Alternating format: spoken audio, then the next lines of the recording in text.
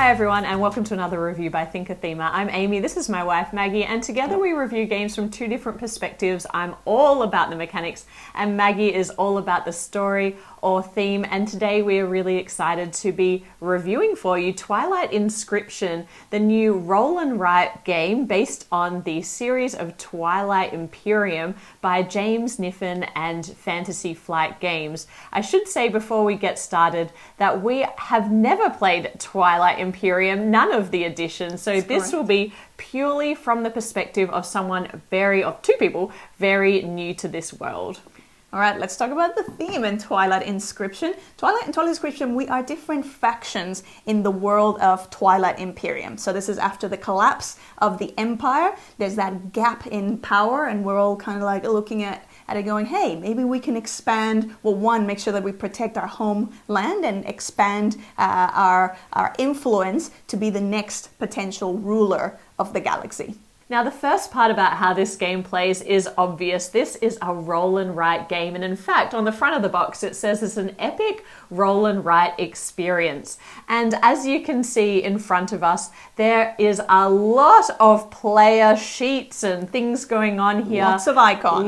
There's a lot happening. It's a sea of icons. And this isn't going to be a how to play video, but I do want to talk you through the main components of how this game works. So first of all, you can see that each player has 4 player sheets: navigation, expansion, warfare, and industry.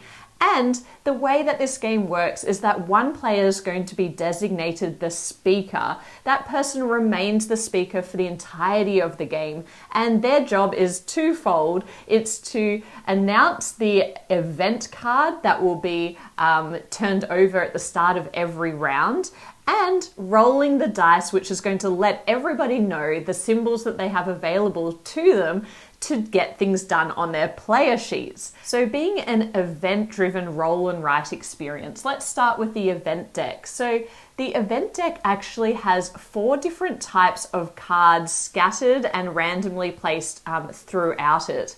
However, almost 50% of this deck consists of one single type of card called a strategy card. And a strategy card is what's going to drive or be the engine of most of what you're going to get done on your player sheets. When a strategy card is revealed, the speaker is going to let everybody know that it's a strategy card, and the first thing that everyone needs to do is choose one of the 4 player sheets in front of them to activate for that round. Once you've chosen that, that is going to be the only place where you're really going to be able to spend the resources, if you will, available to you during that round. So we choose the sheet, and everyone can choose a different sheet if they like. And then the next thing you're going to do is you're going to be able to activate the resources that are shown on that particular strategy card. And these are free things that are given to you to play out on the sheet.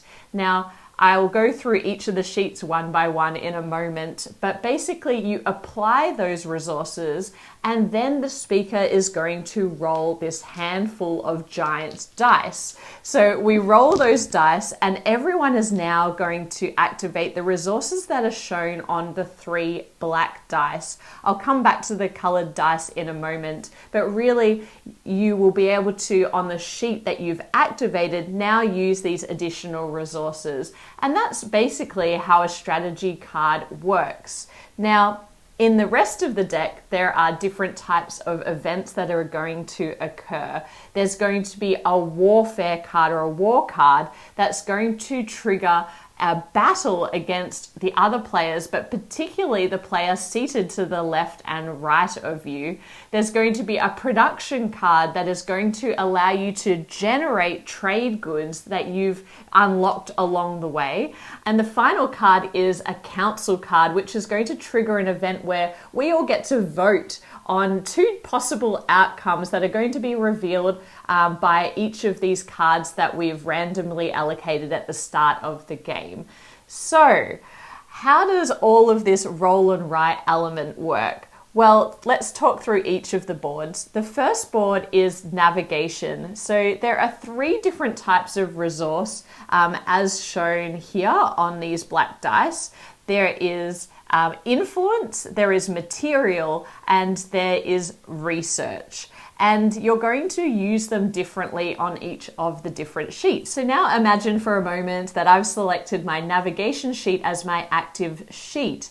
On this sheet, what we're trying to do is we're going to use these resources, whether they're on the strategy card or on the dice, to draw and connect out this network of things in our galaxy. We're connecting systems together, and once we've explored these systems, we then have the ability to claim items and bonuses as we move through it.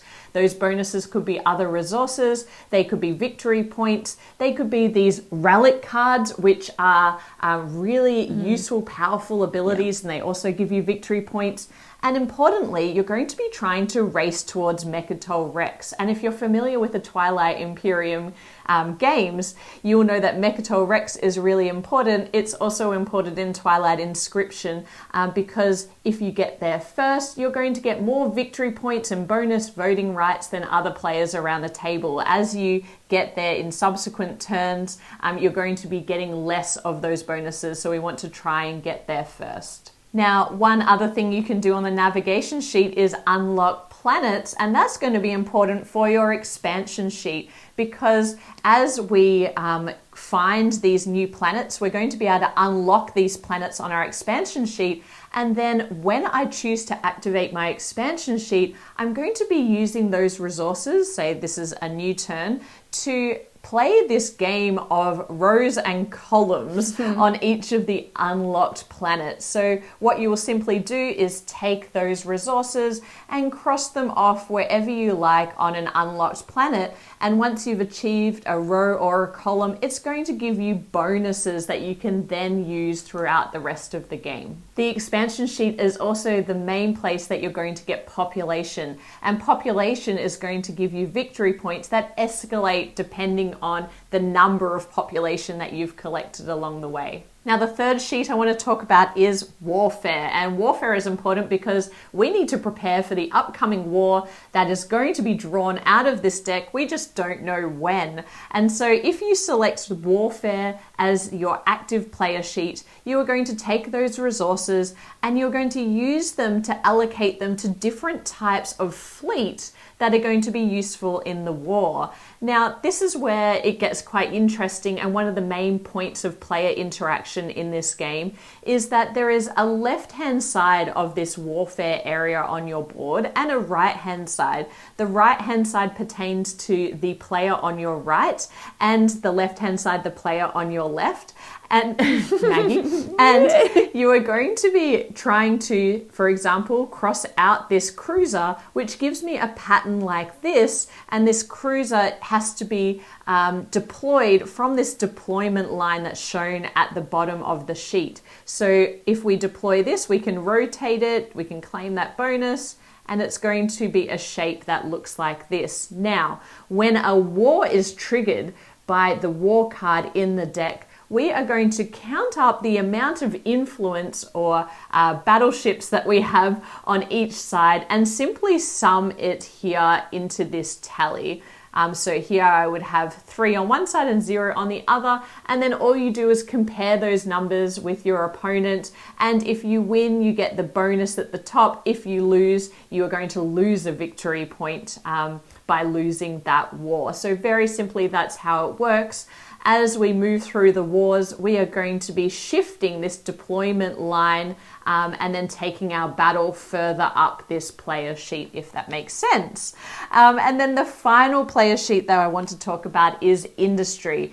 Now, industry is really important because it's going to allow you to unlock a lot of commodities, and these commodities are going to be marked off on the bottom of the sheet to be able to unlock the production value of your trade goods. Now, that was a lot of things to say at once, but basically, these resources are either going to allow you to scrap resources on this little map, or claim resources. If you scrap, you are starting from this cross in the middle of the board. If you're scrapping resources, you are simply putting an X through them, and that's going to help you to move out towards the bonuses that are on the outside of the map. So essentially it's just scrapping something to get out of the way, so now I can start from here and move closer to those more powerful things. However, claiming is the best thing to do on this map, because you can then claim the next adjacent resource. So I would claim this resource and then mark it off on the sheet below. And as you can see, once we've marked off everything in these rows, they unlock different production values. And I mentioned earlier that one of the cards in this deck, or some of the cards in this deck, are production cards. And when they come out of the deck, you are going to look at how much production you've unlocked, and that's going to equate to trade goods. And trade goods are simply a bonus die value that you can add to your player sheet when it's active in order to help you get more things done. So that's a rough overview of the 4 player sheets. The only other thing to be mindful of is the 4th and final type of card that's in this deck, which is the council. When that happens, you're going to hope that you've unlocked a lot of voting rights that are going to produce votes that you can use in the council vote. And at that point in time, we reveal the next decision that we have to make as a group. We're going to secretly allocate some of our votes that we have to that decision, and then whichever type of decision, whether it's the pass or fail, gets more votes, that's the one that's going to go ahead, and all players are going to then have to take that action. I also promised that I'd come back to these colored die, which are called the focus die, and these are one of the most interesting parts of this game, because if you're familiar with roll and writes, we love combos and we love the ability to feel that scale effect. And this is what introduces that in this game. Your ability to unlock these focus dice come from the harder parts of the game. So they're in the outer skirts of the industry board, or they occur when you win in a game of war. And what happens when you get these focus dice is that you're able to unlock them on each of the player sheets, where you choose where you want to unlock. And that means from then on, if you are playing on that active sheet where you have that die unlocked, you're going to be able to use the extra values that are shown on that die during the roll. And so you can imagine if you've unlocked all 3 of the focus die on a particular sheet, you're going to get way more resources that you're able to use on that sheet every time you choose it as your active sheet and those dice are rolled. Now, finally, the last 2 things I want to mention about this game is that 1, there are 4 group objectives that are randomly selected at the beginning of the game. They are a race, and they pertain to each one of the 4 sheets. And when you meet the condition, if you're first, you're going to get the larger amount of victory points. If you are subsequent, you're going to get the smaller amount of victory points. And the only other thing about this game is something that creates a bit of asymmetry, and that is the characters that you will be allocated at the beginning of the game. You get to have 3 to choose from. You choose which one you want, and they have an ongoing ability that allows you to break the game in some way or get some kind of bonus, as well as a faction ability that can be activated on your player sheets, which gives you a one-off even better bonus. So that is a basic introduction to how Twilight Inscription plays. So now we're going to talk about how we felt about the game. But before we do, if you enjoy in-depth, independent reviews like this one, please subscribe to the channel. Now, Maggie, how did you feel about Twilight Inscription? Well, okay, here's the thing. Not having played Twilight Imperium, because we know is it like a roughly 9-hour investment? I think it can be either a little bit shorter or much longer. And look, I would go there, but I believe it's also like a 3-player minimum. So there's several barriers to entry to that one. And we haven't really it's one of those games that I feel like it's best if it's taught to you, because it sounds like what a thing to go into. The 2-hour version as a roll and route sounds way more appealing and digestible or accessible. And so I was intrigued. I was intrigued to sort of check it out. I think it was getting those four. You can see it's quite it takes a lot of table real estate. It's not a small, take it on the road and just like quite in the corner of, airport or something. Just play it there. It's not that kind of game. It's quite big, and so it can be quite intimidating at first. But I am happy to report it's actually not that difficult. Like, as in, like, not that heavy. Like, once you actually start playing it, and once you get the flow, and, as Amy kind of explained, the key things that you're doing, it's really just more about all the decision options and pathways that are available to you. Yeah, that is the first thing that we want to communicate about this game, is that it looks overwhelming, but it is actually not that difficult of a puzzle. Once you've learned all of the ways that the different player sheets work, it really is just about choosing something to focus on and choosing the order in which you do things. The way that it actually plays out is really quite simple. Yeah. It's just more about, wow, there are a lot of different things I can choose from here, and what do I do first? Yeah, I'm going to say thematically, and that's a thematic in Spanish. Thematically, not really, that's not how you say that. Thematically, though, I was hoping that I would get the story of Twilight the Twilight Imperium story through Twilight Inscription. Unfortunately, even though we have an event deck, which I love event decks, and they do have a little bit of flavor text, and all of the individual factions, and there's quite a lot of them, which is pretty cool to pick from. Even though they all have their unique abilities, they have quite a lot of background, which I really appreciate, because you get to understand, what's their history, what's their standing, and where, what's their background, what are their almost like their motivations in the game. That's probably, I'm gonna say, where the theme kind of ends, because then even when we go into the event, it's really like, as Amy said, there's those 4 types of cards, and it's the way it actually plays is still fairly abstract. Yes, you've got your navigation. That kind of makes sense, because you're kind of exploring. You're kind of moving around, discovering different systems and claiming them. But that's probably the most thematic kind of point. Aside from that, it's really a lot of symbol collection and symbol kind of comboing in a way. It is really abstract, and the thing about the strategy cards, they do have flavor text that is usually a little quote or something. Yeah. They have a name, so each of them has a different name.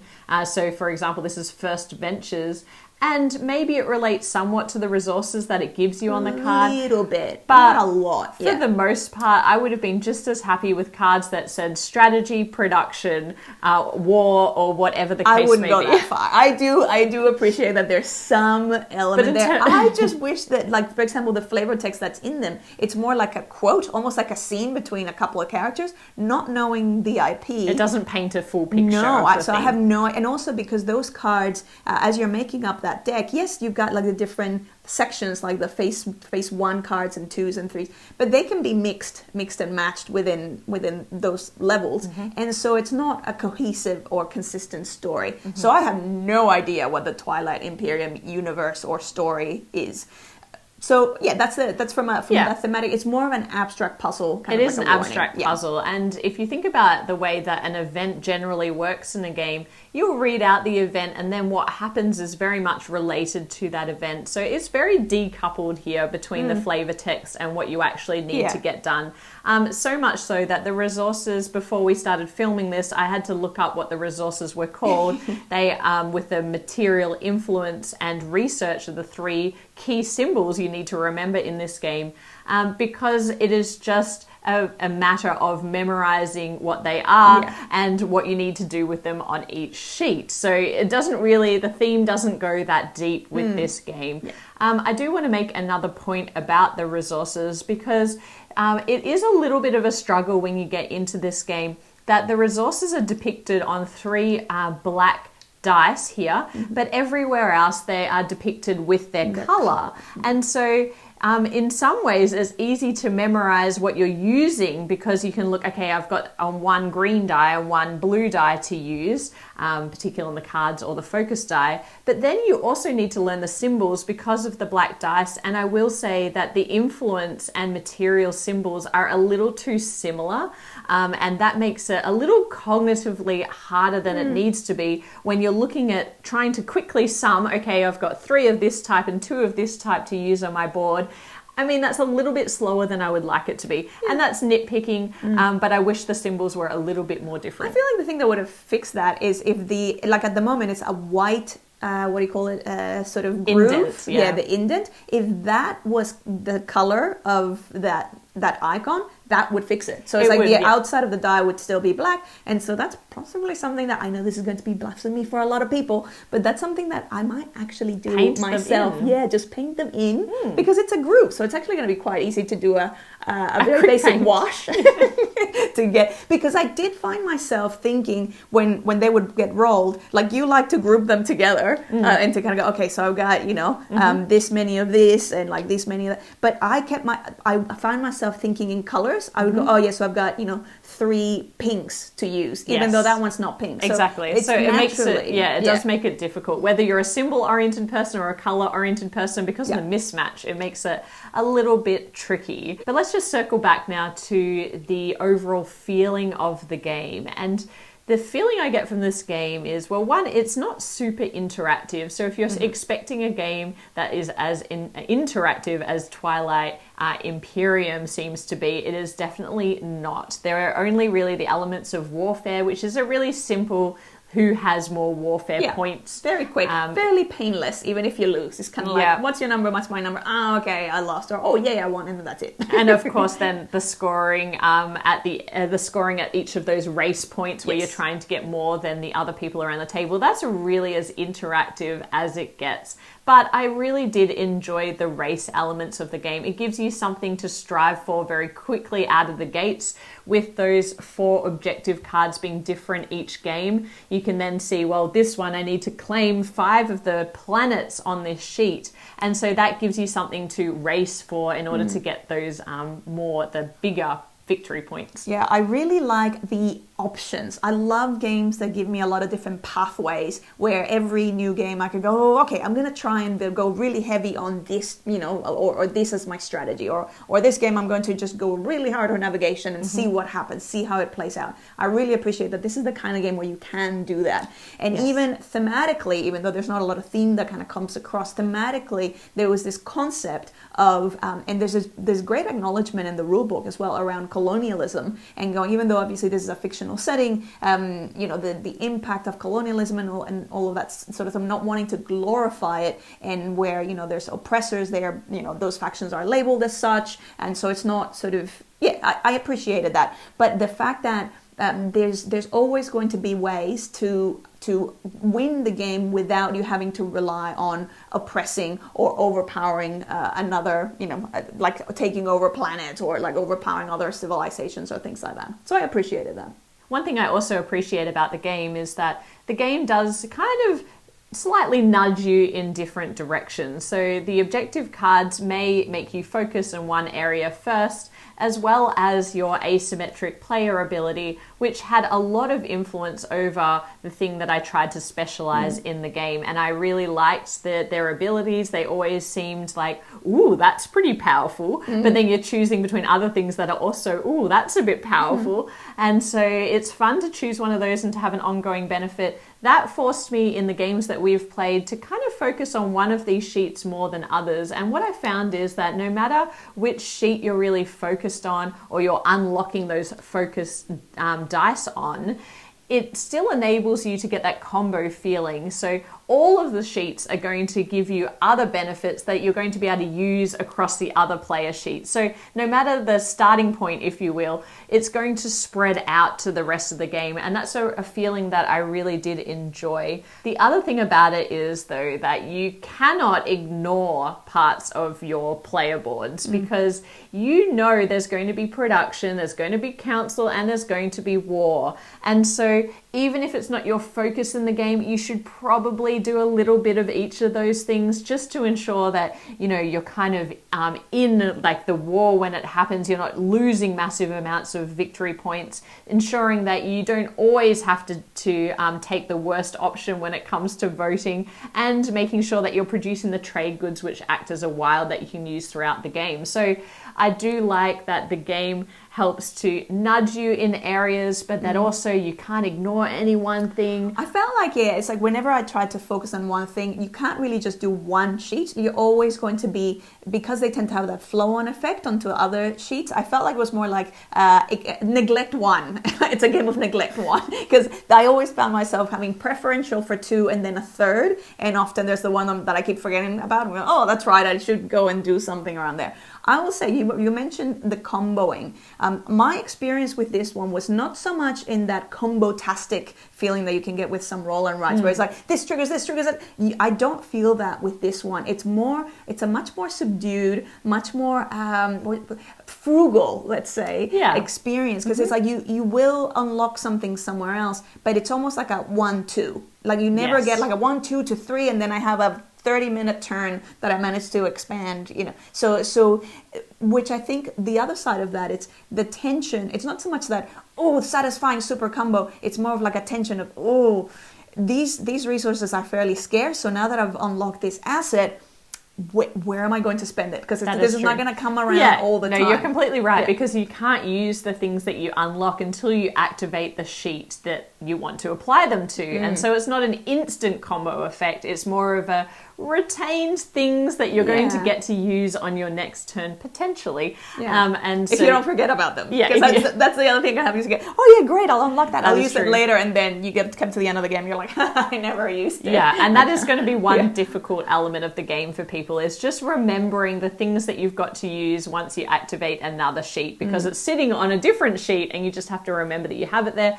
Likewise, I found myself forgetting that I had the trade goods, which are going to give you a bonus wild resource of some type to use on your active sheet. I kept forgetting to use them, so I found I used a lot of them at once when I remembered to help push me forward. You have one mega turn. That's the other thing, that feeling of the like that satisfaction is not from like a multi-combo thing. It's more from when you get to that sheet where you've activated, as you said, some of those focus dice. And then you're like, this is going to be great, because you have this sort of fairly frugal, only 3 icons at a time, and then you get to that sheet where it's like, I have banked my things correctly, and now I'm going to get to use, 5, 6, And so that's where I found the satisfying turns kind of happen for me. Absolutely. The other cool thing that I haven't even touched on is that on each of these sheets, there are technologies that you can unlock that are going to give you more powerful things that you can use on each of the sheets. And this is a bit like unlocking the focus dice. You have to decide which technologies you're going to unlock and which sheets you're going to unlock them on.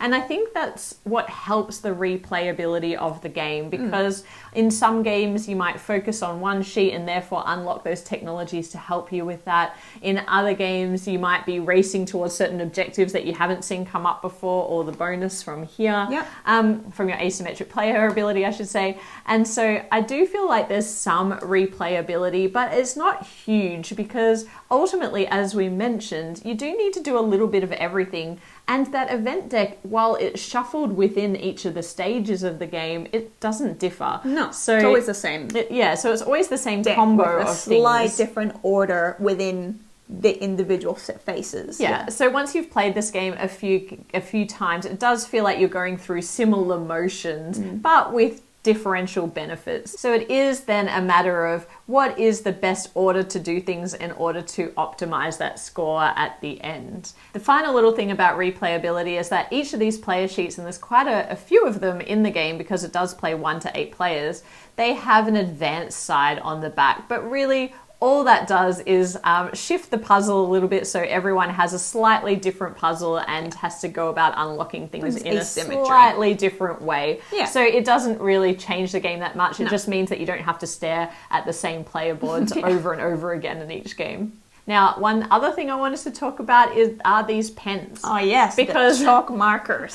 They are the best and the worst thing. It was the best of times, it was the worst of times. These pens are, I believe, are chalk based, and the cool thing about them is that they are bright orange, so you need to shake them a little bit before you play. And then because the player sheets are dark in color, you get to use this vibrant orange, which is super cool and really different for a lot of roll and write games. However, there are a few drawbacks about these pens. One, if you lose one or one runs out, of course you're going to try to have to find an orange chalky pen. But the more annoying thing about them is that if you try and erase them before the chalk dries, it's a smudgy, horrible mess. It's like a greasy really mess. Not a good time. They do say, you let them dry and it's a 10-second count. So it's like as soon as you make a mistake, just count 10 seconds and then erase it. And so that's even in the rule book. So they have acknowledged a lot of the shortcomings. They have, but even then it takes a lot to erase them from the board as well. So you're probably going to need some paper towel at the end of your game. The recommendation is if it's a small thing that you want to erase, that's fine. Use the eraser that comes with the marker. If it's the whole board, get that elbow grease going and get a paper towel. And you know what paper towel doesn't help with, Maggie? What? The pen that I always inevitably get on my hands. Oh yeah, it's going to be a bit of an orangey mess. It is a bit of an orangey mess. I don't know, I still feel like I would rather have them than not because I really do love the vibrant orange. It's kind of cool, but it's that warning. To the point where we actually feel a bit scared to play on this felt table. So whenever we play, not we're on the like, game table. Let's go to the actual kitchen table because I feel like that's going to be easier to wipe. I feel like if I get that chalk on this, that's never coming out. Yeah. Another thing that you may or may not love about this game is the fact that you're never really in complete control over what you're using for each of your active sheets. And that's because if you remember back to this little teach, the strategy cards are going to give you some resources to use on the sheet that you choose to be active. But you are going to activate that sheet before the dice are rolled, which means that there's a little bit of luck in terms of, well, then what is rolled on those dice and then what you actually get to use. So you don't know what you're going to be able to use in advance of choosing the sheet. Yeah. So some people might be a little bit frustrated at that. I've been stung by that before when I'm like, okay, I've got, I really need to, for example, claim some planets in my navigation, and then we have a roll and it's just like an endless sea of exploring. I'm like, I've explored pretty much everything. And so, you can have those frustrating little luck dictated moments. And the other final thing that I did not like about this game is the fact that in a 2-player game, you need to introduce a bot. So for a solo game or a 2-player game, we use this little bot side of the Mechatol Rex sheet. And what happens here is every time all of the dice are rolled, you're going to be allocating the focus dice values to cross off things on this AI sheet. And what simply happens is with your warfare, you're going to be battling the bot on one side and your opponent on the other in a 2-player game. And also it changes the way that the voting works. I didn't like it because, as with any AI, it takes your focus off what you're doing. You have to then look at these die, mark them off before you can think about what you're going to do on your turn if you're the speaker and the person controlling this AI. Yeah. And inevitably you'll go through a couple of event cards and go, wait, have we been marking the bot? I think I forgot, or I think, Yeah, so for me, I understand why they had to do it, but for that reason, this is not a game that I would reach for at 2 players. Yeah, but you had the opportunity to play it solo. I played it solo, and I was surprised how I actually didn't mind that AI as much solo. I think because it felt more disruptive in a 2-player game than it did in the solo. I can't really articulate why that is. I don't know if it's because obviously when you're playing solo, you're kind of only really worried about, your puzzle. When we were playing 2-player, I'm kind of half looking at my puzzle, half thinking, what's Amy going to do? And then also remembering to do the AI along the way. So it felt like there were just too many things. And with the multiplayer, I'd rather just worry about myself and my opponent and not have to facilitate something else. I know that there's plenty of people that don't mind facilitating that AI in many games to have that extra kind of player count. Playing it solo, I actually really enjoyed it. Even though it's very, very abstract as a game, I kind of found myself taking it slower. So I actually kind of took more time with it and started to see more of those, the tension between, because I would actually sit with it, which I would never do in a multiplayer because I'm like, I don't want to hold up the game, but I would sit with it and go, okay, if I unlock that asset, which technology am I going to unlock? And then going, but I haven't, I can't really unlock that technology because of whatever. So that I actually quite enjoyed it to the point where I feel like I wouldn't mind playing this more solo again, it's not a thematic experience, but it is that puzzle where I'm like, well, bringing in additional, changing the sheets and bringing in additional factions with those like different asymmetric little powers. I think it'll give me, it gives me different versions of experience in the game. Also, it's got this scoring where almost like a score. What would you call that? Like a grading? Yeah, grading. So based on your score, you get a title. And I keep getting a fairly basic score, which tells me that there's a lot of the puzzle that I haven't quite cracked yet. She hasn't beaten me yet either, so nowhere near. Yeah. So I think personally, even though I'd like a more thematic experience, I'm like, I am intrigued by, okay, what else can I try to get better scores, to get those synergies going? So this is surprisingly to me, a game that I kind of had this the first game of it, I was like, ooh, intriguing. There's going to be lots of options. I like that. The second and third games, I was like, I don't know, I feel like it's going to be pretty repetitive. And then we started experiencing the other player counts and then the solo, and I'm like, actually, you know what? I'm not very good at this. Therefore, even though it feels like I figured it out, it's like, I haven't figured this out. Yeah. I want to try harder. And I do want to talk about the other player counts because we've played this with a maximum of 5 players. And at that point, it does start to have a bit of a feeling of AP setting in because you can't continue the game until everybody has finished what they were doing. And some players are going to have all 3 of the focus die unlocked. And that means that they're going to take their time, or they might want to use some of their wild trade goods in that turn. So it does drag out in terms of length if the more players you have. So in my opinion, the best player count for this would be 3 or 4, where you're not having to rely on that AI. You still get that interaction by having a player on your left and right, but it's not dragging on too long because you're always waiting for that last person to finish their turn. Now, to summarize everything, are we keeping this game in our collection? I think yes. Yeah, I'm still not very good at it, so I feel like I Maggie's can got some work this. to do. I've got some solo time to get to the crux of this. I think this game occupies quite a unique space in our collection because while it's not a small, compact roll and write that you can throw in your backpack, it's certainly a compact game for the length of time that the game takes. So I should comment on that Maggie and I have been able to get this game down to around 1 hour and 10 minutes when the 2 of us are playing just versus each other. So it doesn't need to be this epically long experience, but in terms of a roll and write, it is quite long, and at a higher player count, it is 2 hours plus. And for that reason, I actually enjoy it because it's a little setup for that kind of meaty experience. And also the rules overhead, while it will take a little while to explain what each player sheet does, it's not difficult of a game. And so I really like the fact that you can get, mid-weight gamers into a game that has like quite a long game time and it feels really substantial. So for that reason, it does occupy a really unique space. And for that reason, I'm actually really excited to teach it to other people and play more of it myself. Nice. So that's our review of Twilight Inscription. If you enjoyed this video, please like the video, subscribe if you haven't already, and we'll be back with more board game content soon. But otherwise, bye for now. Bye.